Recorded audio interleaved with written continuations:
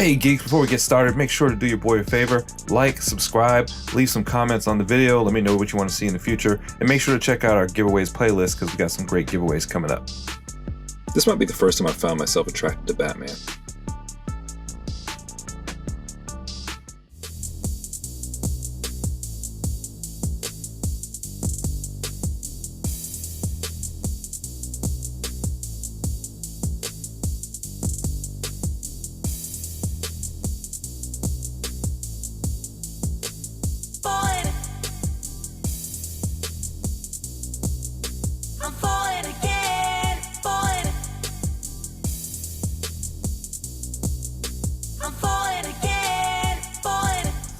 Alright, what's up geeks? We're here with another review. This time it's going to be Dark Knight's Metal Batman Earth 11. This is apparently the Drowned, but you wouldn't know it by looking at the box anywhere. One of the problems I have with these McFarlane toys is a lot of times they don't put the name of the figure on the box. It's really strange. So that's a small gripe, but let's get into it. Alright, so looking at the box, typical McFarlane, you got the black box with a peekaboo window on one side and a peekaboo window on the top. You got the name of the figure, or the designation of the figure, going down the sides. On the back of the box you have the portrait of the figure, usually the same one that's on the card. Then you have Collect 'em all at the bottom and a random hodgepodge of McFarlane's DC Universe figures. And the trusty barcode in case you need it. Inside you have your collectible card and your McFar stand. Batman Earth 11, Dark Knight's Metal. Bryce Wayne of Earth 11 harbored a deep hatred of the Atlanteans for their role in the death of her beloved Sylvester Kyle. In a quest to avenge Kyle, she spliced her DNA with that of an Atlantean, becoming a superpowered Dark Knight called the Drowned, capable of breathing and fighting underwater. Ooh. Looking top notch in a cage. Underwater booty shot. Now this is a weapon.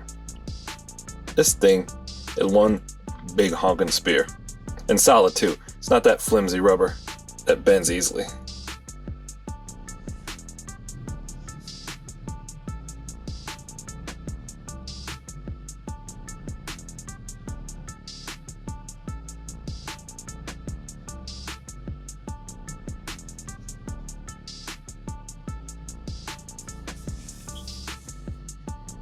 Alright, so what do you think, folks?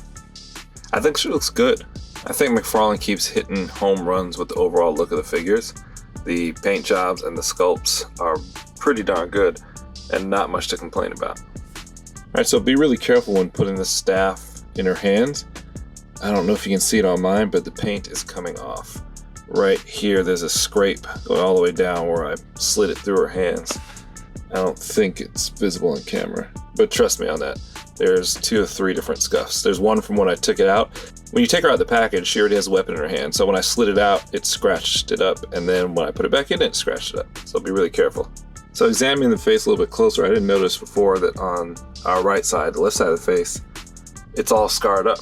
So that in itself is a neat detail there. So they actually sculpted in the scarring. So I really like that. It makes it different. I also have a fascination with scars. Yeah, I know I got problems. So she's got that one eye monocular there, and it's red. I wish they'd done a little bit of a brighter red. It looks brighter than it is on camera because my light's reflecting off of it. It's kind of like a deep dark blood red when the light is off. Here, let me turn the light off and see if you can see. Yeah, see how dark and dull it is? Alright, hair is sweeping in the back. So this is mimicking as if the figure was underwater. So that way it looks like she's actually swimming, the way the hair is flowing with the currents in the ocean. Undergarment's tattered, gives a unique look. Thigh-high boots and leggings.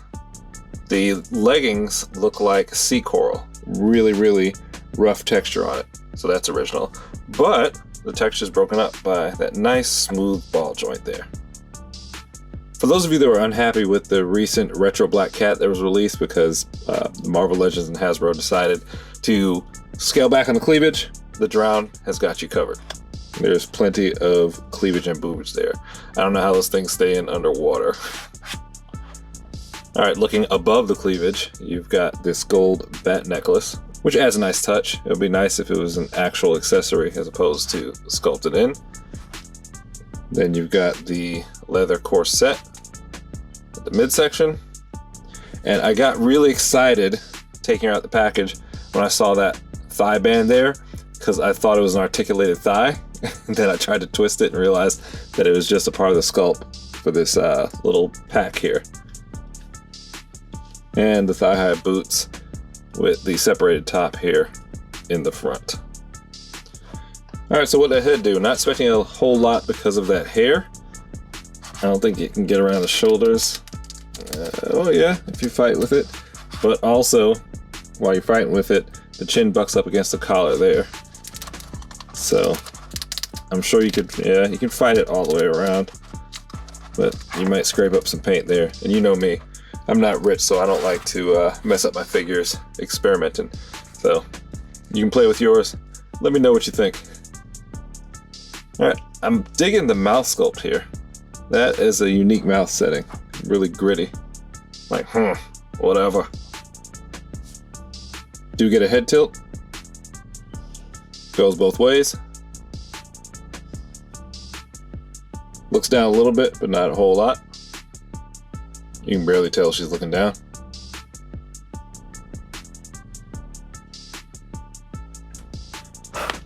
There is no looking up with that hair. Doesn't move. So arms go up above shoulder height. This arm, the moth joint inside is stuck and won't move, so I gotta find a way to loosen that up. But here, the arm goes up, and then when you get about flush with the shoulder, the butterfly joint takes over and brings it up a little bit more. This side, for some reason, the butterfly joint is not moving. Do get a 360 at the shoulder joint. You do have a bicep swivel. It's really loose on this one. Yeah, it's just as loose on this side too. That's the range of the arms coming into the chest and going out to the back. The moth joint doesn't add much mobility there. Now you do get double jointed elbows there. Alright, so a lot of the DC Multiverse figures have single joint elbows, so this is very much welcome. You see the range she's getting.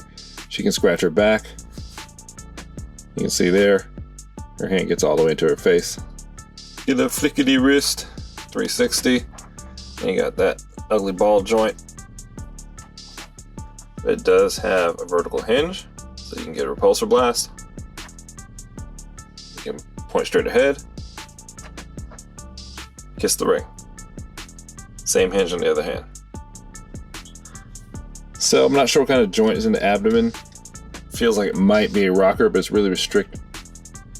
Feels like it might be a rocker, but it's really restricted by her clothes. But you can see, if I hold her straight up like that, she does lean back. She does lean forward a bit, but her outfit brings her right back. See, when I let go, she just snaps up. You do get a 360 at the waist. No thigh swivel. Can she can a tuna? Yes, she can of tuna.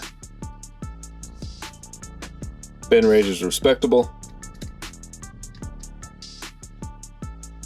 Double jointed knee. She prances well.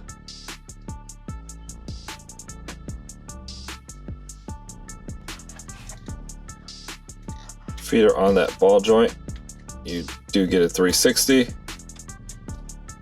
And you get really steep angles because of that hinge joint that's in there.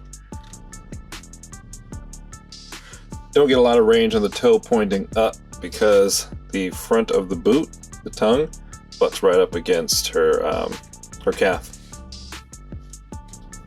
But pointing down, you do get decent range there. Can't forget the split. Alright, so there you have it, a quick and dirty review of the drowned Batman. I vote yes on this one. Joints feel good, bicep swivel's a little bit loose, but other than that, I like everything. Feet are stiff, knees are stiff, legs are stiff. Too bad you can't get more articulation out of the head. Oh, and I missed it before. The hair has a green wash to it. that matches her corset, which is pretty cool. It's kind of hard to see from the front in this lighting. There's a quick peek. Don't know if you can make it out. But yeah, I think this is a really cool figure. And like most of the McFarlane DC figures, they're gonna look damn good on the shelf. The posing is a bit limited, but as far as articulation goes, this one's not that bad. At least you get the double jointed elbow so you can do stuff with the hands. Wish she had come with some different hands, maybe some more accessories, but all in all, I think she's pretty good. All right, so let me know what you think. Sound off in the comments. Did you pick this one up? Are you not into female Batman? Go ahead, turn on notifications, like, subscribe, and best of all, share this with a friend. It helps the channel grow. Make sure to check out our giveaway list. We've got the 1,400 subscriber giveaway coming up. We're giving away an Age of Ultron Hulkbuster 2-pack, so you don't want to miss out on that. Till next time, geeks, drowned out.